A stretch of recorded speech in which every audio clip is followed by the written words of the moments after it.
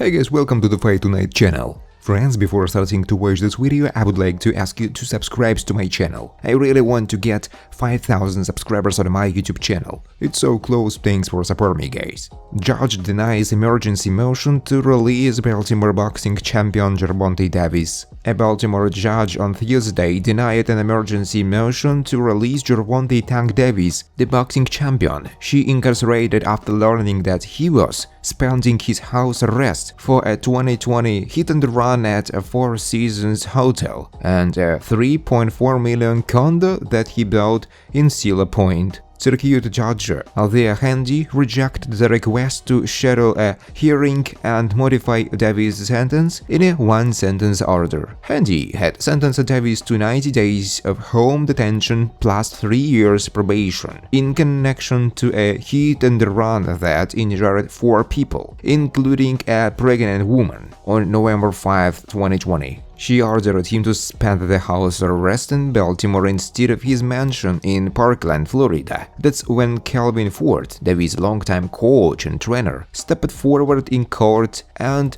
volunteered at his home. When she found out that he was not staying there, Haney scheduled a hearing on June 1st and at the conclusion directed sheriff's deputies to immediately take Davis into custody. Michael Tomko, Davis' attorney, reported that the house had one bedroom and could not accommodate his client's security team. Tomko said his client did what he asked him to do. Throughout the hearing, Tomko repeatedly told the judge to blame the bad lawyer. Next, Tomko filed a motion for sentence modification and then submitted an additional filing in which he reported that Davis' mansion was burglarized and ransacked. Meanwhile, Davis called the judge crazy and remarked that she was doing stuff that not right to me, from jail, during and life. Judge Haney denied the motion for sentence modification. Davis hired a new attorney, Andrew Grumman, who filed an emergency motion for sentence modification. Gervonta Davis names boxing's greatest of all time.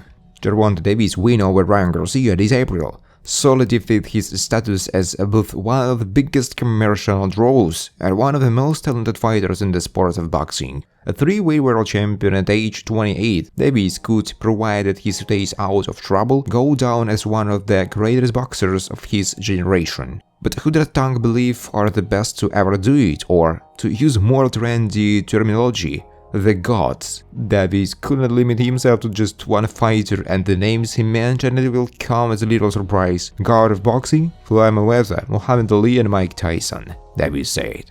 Gervonta putting Mayweather in his list may actually raise eyebrows to some due to the incriminations manner in which he parted ways with Money last year, who had promoted the Baltimore Southpaw from 2015. In a pure sporting sense, however, Floyd's selection is a tough one to argue against. He retired with a perfect 50-0 record and boasts wins over the likes of Manny Pacquiao, Miguel Cotto and Oscar de la Hoya. Muhammad Ali and Mike Tyson, as probably the 2 most iconic heavyweights of all time. It would take a brave man to argue against Davis having Ali and Tyson in his lists.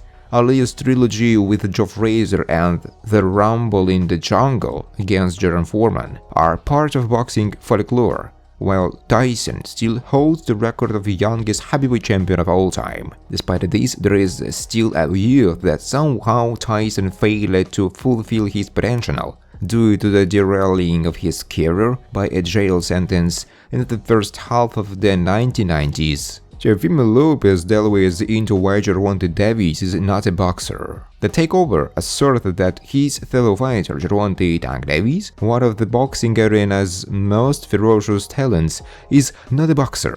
Bold, yes, provocative, absolutely. But before you read off his statement as a mere publicity stunt, take a moment to digest the gravity of his words. In an interview, Lopez didn't hold back in his assessment of Gervonta Davis' boxing skills. He responded to the interviewer's question by making his feeling on the matter abundantly clear. He stated, "Yeah, what do you think Tank is gonna do? Press me. And if he doesn't press me, he will try to box me, and he is not good at boxing. He is not a boxer. See, people don't understand that this Tank is not a boxer. He grew up from headbangers in DC, and they used to put a tire in the middle, put their foot in the middle of the tire and bang it up in DC. So I mean, man, it just doesn't work that way. Lopez continued. You can't, like I said before, that trainer that Josh Taylor had was telling him good instructions on how to change the game. But Josh couldn't do it. Why? Because, like I said, when you get punched, when you get hit, all of that training that you did with that new coach goes out the window, and you go right back to what you knew before. It will always be that way, it never changes. That's why Tank doesn't call me out. That's why none of these guys really call me out. Only reason why Haney calls me out is just because he needs some clout to get his followers up. Where is this money going to? Shakur Stevenson glad after Errol Spence spoke against paying sanctioning bodies. As the highly anticipated super fight between Unified welterweight champion Errol Spence Jr. and WBO welterweight champion Terence Crawford approaches, the former has not only exuded confidence in his own abilities, but also shown concern for the well-being of fellow fighters and the sport as a whole.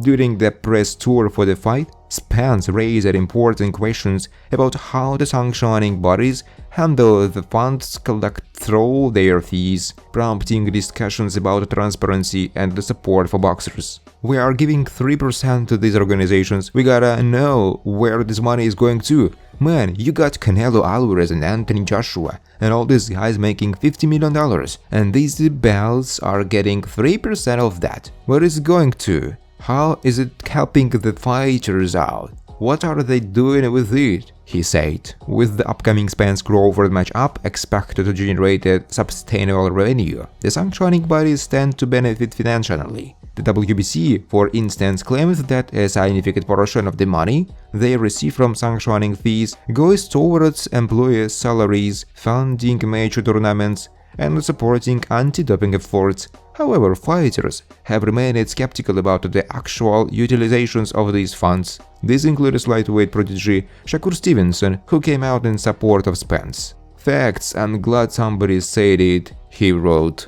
Stevenson's endorsement adds weight to the growing sentiment among fighters that greater transparency and accountability regarding the allocation of funds collected by sanctioning bodies are needed. Moreover, as the sport continues to evolve, it is crucial to address these financial aspects to ensure the well-being and fair treatment of the athletes who dedicate their lives to boxing. What did you think about Errol Spence and Shakur Stevenson speaking up against sanctioning bodies? Let us know in the comments. Thanks for watching, guys. If you like this video, please subscribe to my YouTube channel.